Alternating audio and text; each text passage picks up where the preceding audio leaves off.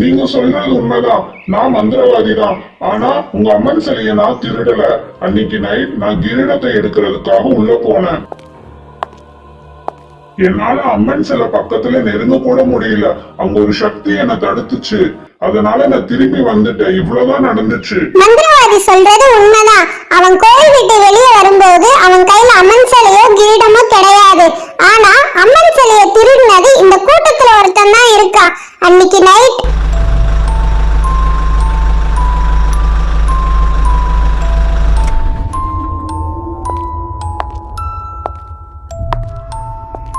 இந்தாங்க ஜமீன்தார் ஐயா, உங்களோட தங்க கிரீடம்.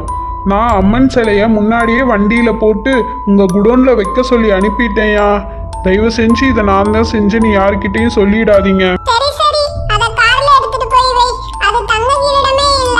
நான் மக்களை ஏமாத்துறதுக்காக தான் அது ஒரு தங்க கிரீடம்னு சொல்லி போலியா ஒன்னு ரெடி பண்ண சொன்னேன். இதோ இங்க உட்கார்ந்து இருக்காங்களே இந்த ரெண்டு பேரும் தான் இந்த அம்மன் சிலையை கடத்தினதே. இத நான் என் கண்ணால பார்த்தேன். இந்த அம்மன் சொல்றது உண்மைதான். அம்மன் சிலையை கடத்தினது இந்த ஜமீன்தார் ஐயா தான். இந்த விஷயத்தை எனக்கு சொன்னதே ஜமீன்தார் அம்மா தான்.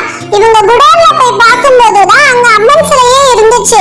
ஆனா இவங்க வந்து பார்க்கும்போது இதுல பூசாரிக்கு பங்கு இருக்குன்னு தெரிய வந்துச்சு. ஐயா, என்னை தயவு செஞ்சு மன்னிச்சிடுங்க ஐயா.